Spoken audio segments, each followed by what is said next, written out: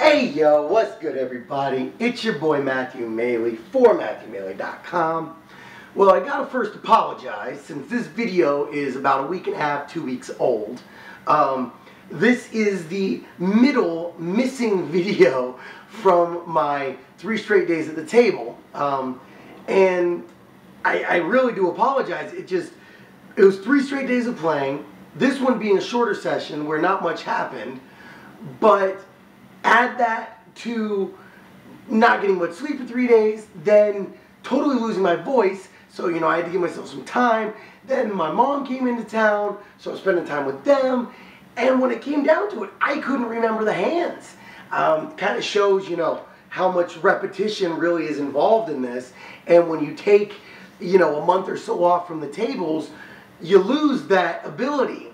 And as you guys know, I don't really ever write notes, so I did have to kind of go back through with the notepad and recreate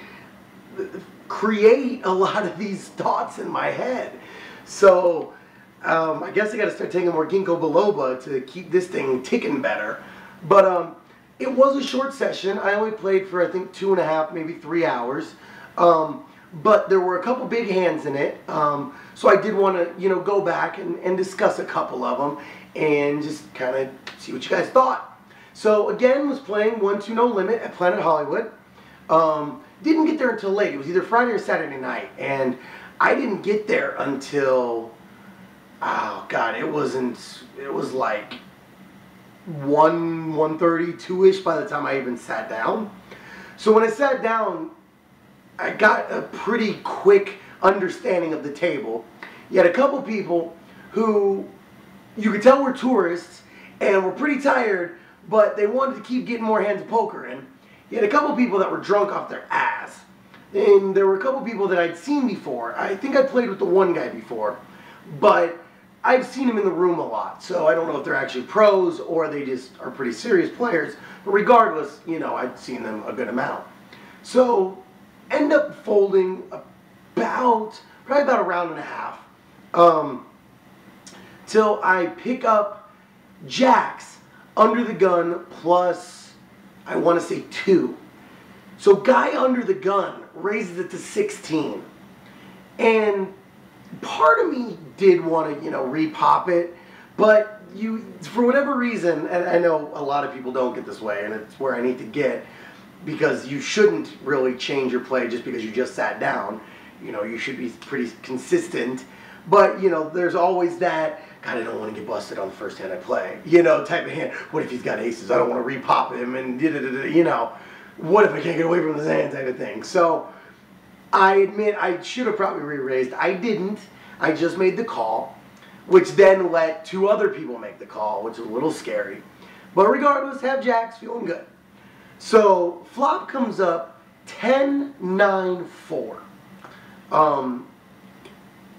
Rainbow flop at this point. Alright, so I've got an overpair, I'm feeling pretty solid, hoping the guy's sitting on ace 10, and I'm going to, bleed him pretty dry here. So, ends up, guy that was under the gun, immediately, without even hesitating, bets 30. Alright, now I know I'm not going anywhere. My thought process is, do I check raise him, or do I just make a call and hope he keeps firing at it? Hoping he does have a hand like ace 10, puts me on a hand like, king 10, and he's thinking he's going to get paid off. So I end up saying, you know what, I call. So I make the call. That in turn leads to one of the other people who's in the hand who also makes the call. So we've already got a, damn near $100 pot at this point.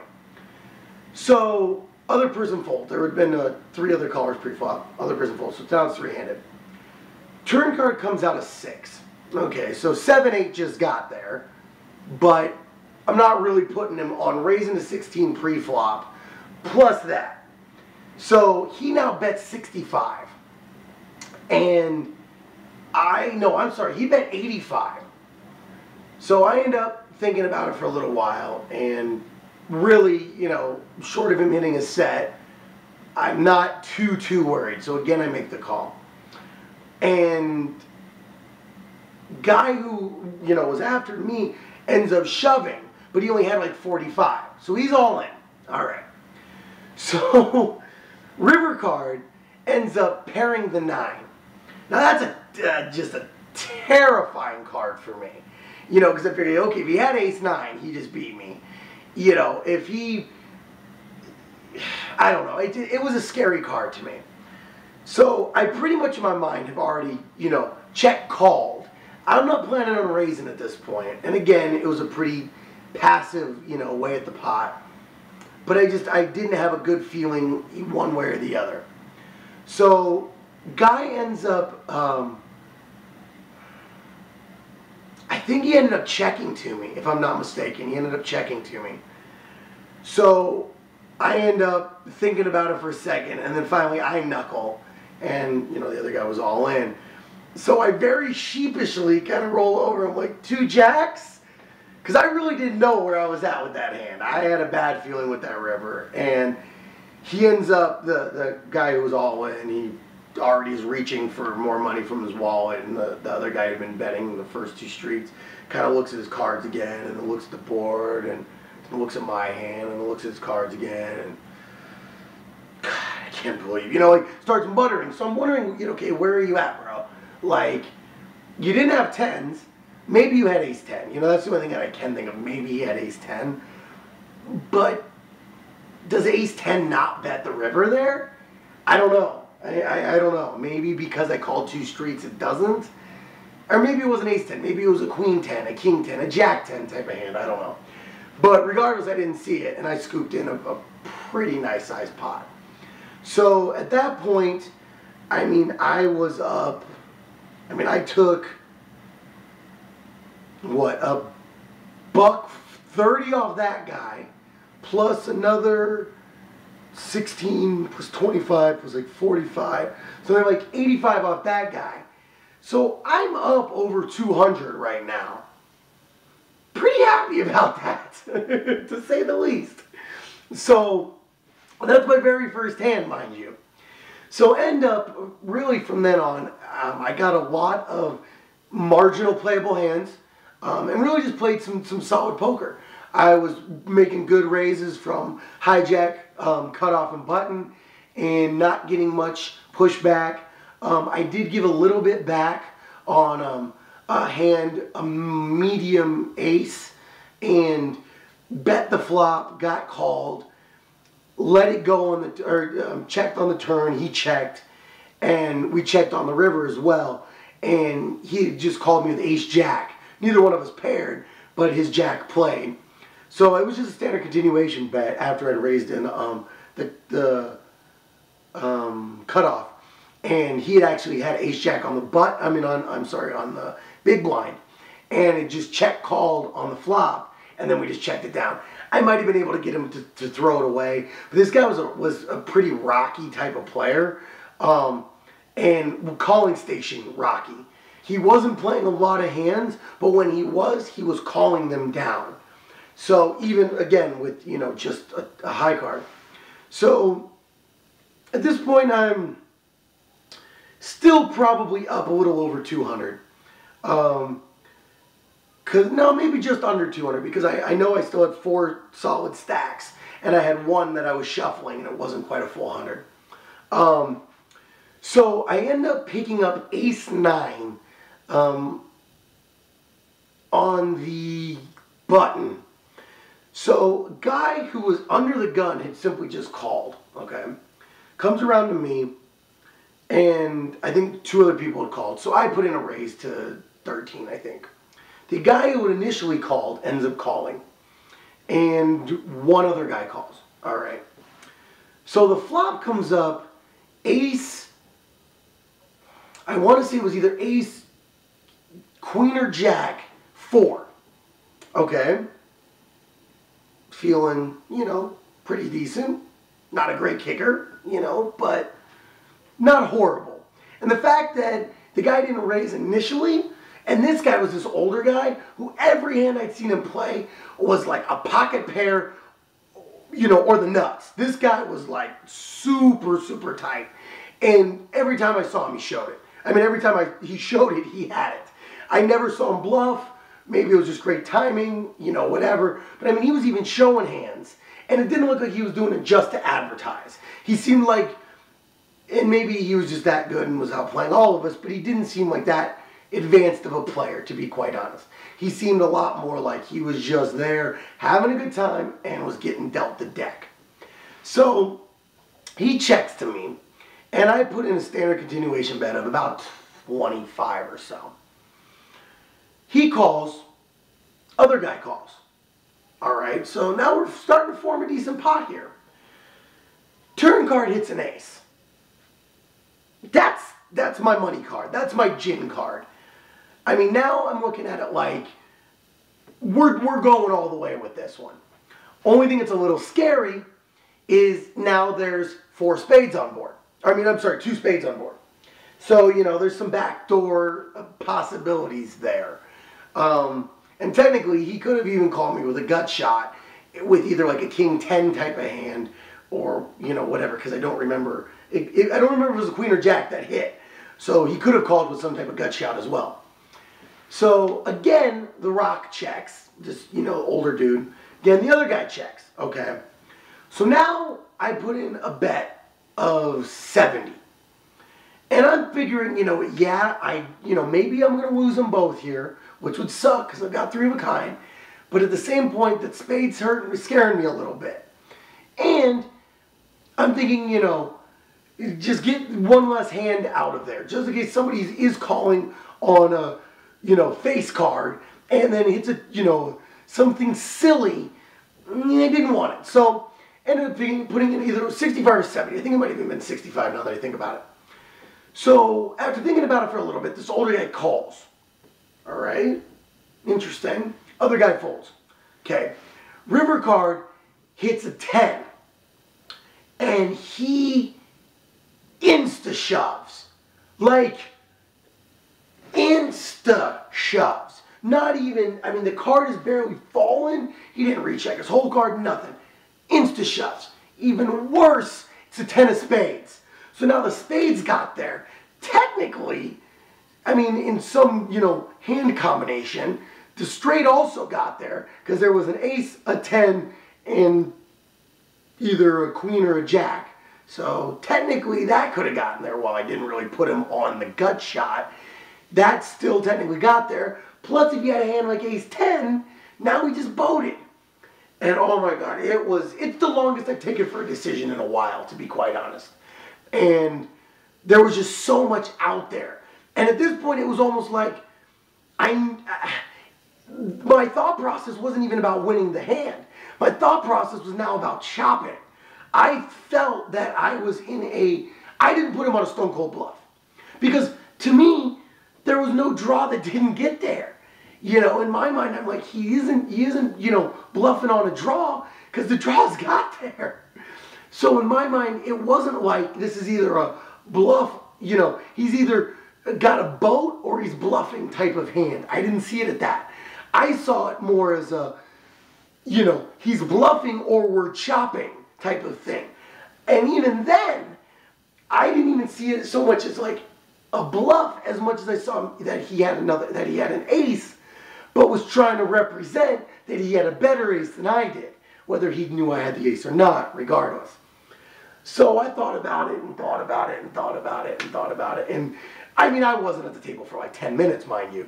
But I mean, it got to the point where I almost called a clock on myself. It had been probably about 2.5 minutes. And when I really started replaying everything in my head, I was just thinking, God, that's just so sick. If, you know, if he did have a hand like ace 10, yeah, he had me the whole time, but, you know, there's no way I'm getting away with it, get away from it, you know. Or if he had a hand, you know, and hit a gut shot, or is he just really making a good move here? And I thought about it, and I was so close to folding. And there wasn't anything I picked up. It wasn't like I saw him gulp and was like, oh, he's, you know, not strong, or, oh, he is strong. It wasn't like anything like that. But there was just something that just said to me, okay, look, you've put this much money into the pot already. You've already put, you know, over $120. I don't know why my alarm's going off right now. It's the middle of the night, but whatever. I messed up on that apparently. I must have pushed AM instead of PM. So I had already put that much in, and I was looking at it like, if I lose this pot now, if I throw it away, I'm going to be down to about where I started. So maybe I bet more on the flop or pre-flop. I'm sorry, I don't remember. Like I said, I'm having trouble remembering this at all. But I just for some reason was like, I'm going away, or I'm winning this pot, or I'm at least chopping. And mind you, he had me covered. Barely had me covered, but he had me covered. I mean, literally, it was probably about like 30 chips, but he had me covered. I had counted him down and whatever. And, oh my God, I was so struggling. And finally, I said, I call. And he rolls over ace-8. So why did that damn 10 come?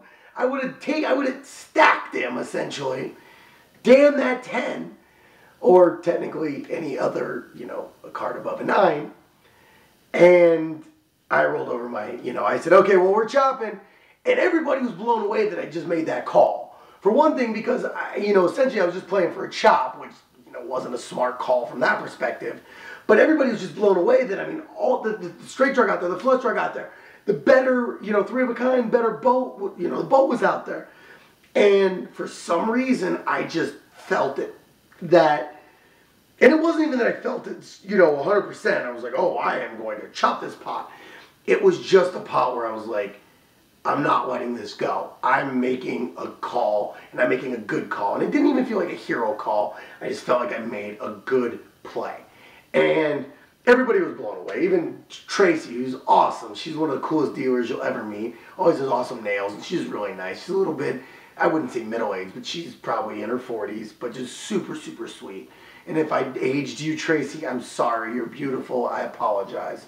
And you're super sweet. And you always deal me great cards, so I love you. Fuck that. She's in her 20s. How about that? Let's keep the cards coming good. Thank you, Tracy. But everybody was just blown away. And even he was, And when I was talking with the guy sitting next to me about it, I just, and I really pieced it back together. I just didn't believe it, And I was cursing that the 10 came, because it sure would have been nice. At that point, taking that hand down, I would have been essentially at about 1,000. And I would have racked my happy ass up, and I would have walked, because 1,000 is my cutoff for 1-2. Most of you guys don't know that, but that is my official cutoff. At this point, with where my bankroll is, if I even triple up and get to 900, I'll probably rack up. But if I get 1,000, that's always my number. Usually it's 4 times. When you have 17 straight losses like I did last summer, your standards lower a little bit. And now it is at 1,000 for a 1-2 game with a $300 buy-in. If I play a different game, it'll probably be a little different. But for a 1-2 game, especially Planet Hollywood, it's $1,000. So I would have racked up. Or almost. I would have won a pot and then racked up.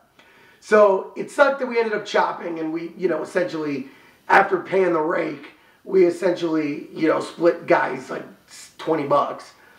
But whatever. It just felt good to be able to pull back, my stacks and get them close to even. I'm close to back up to 500, so I was pretty happy about that. Ended up, after that hand, took a pot off of that same guy. I had ace-king, and he had pocket 10s, and I flopped an ace. He had raised pre-flop. I had simply just called with ace-king. I was 2 off the button, hijack. And I've been playing ace-king a lot more small ball lately, because then you don't get as invested.